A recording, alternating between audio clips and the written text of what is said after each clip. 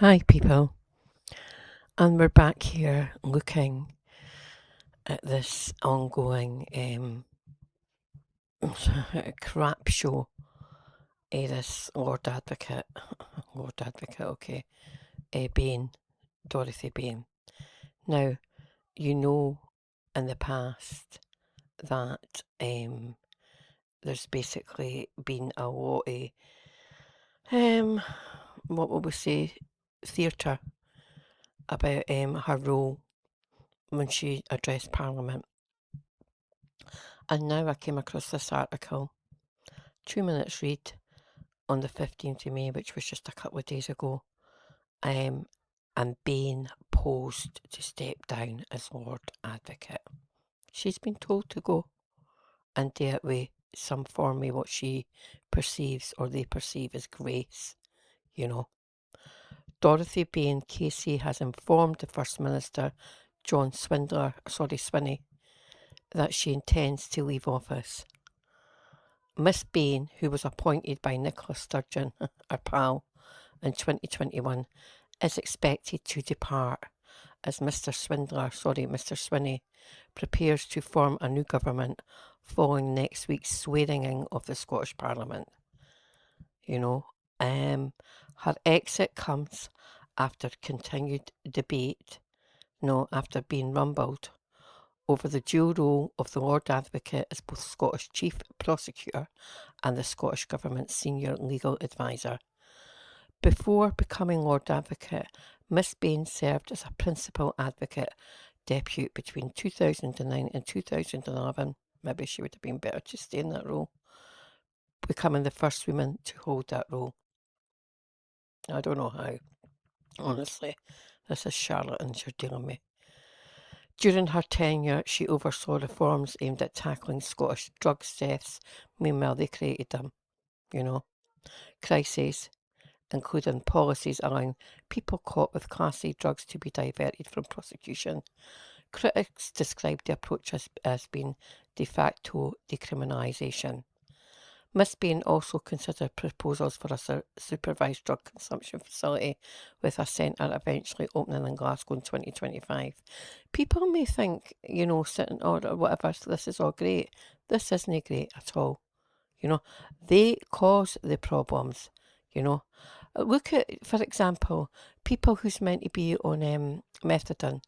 It's meant to be, and I remember, I was involved, my first doctor, Dr. Pamela White, was a sheriff's daughter, and she was a decent doctor, actually, the one with the black bag who came out to you and things.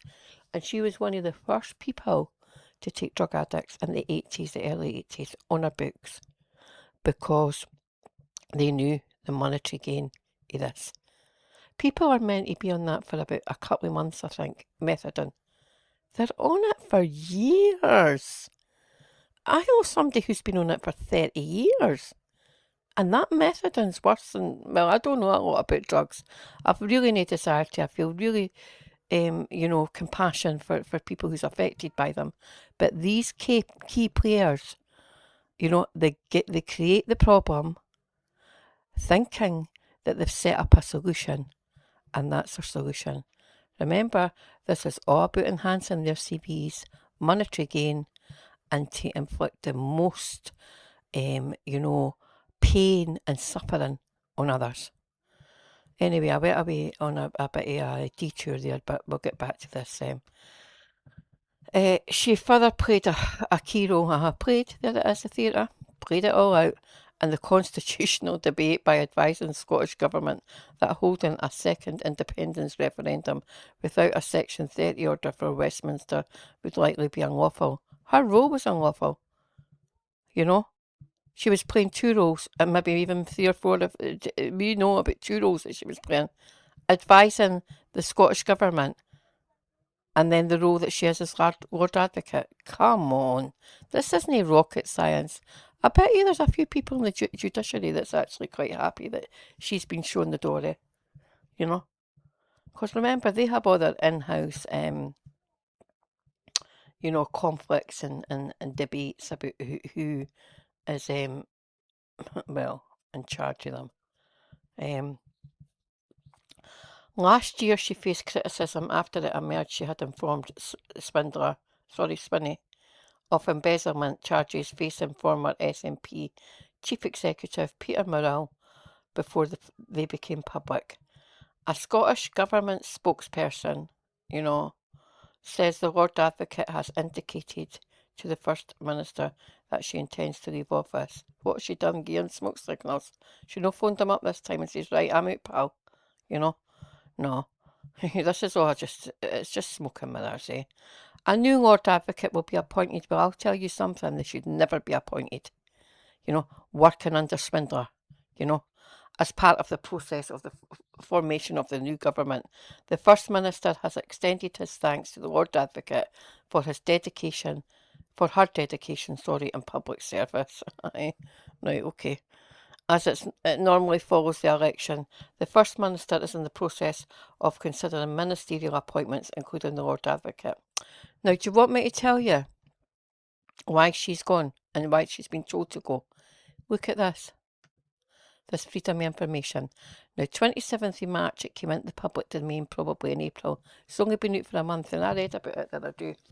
It's on What Do You Know? So I'll put the links to it underneath the description. From the Crown's Office.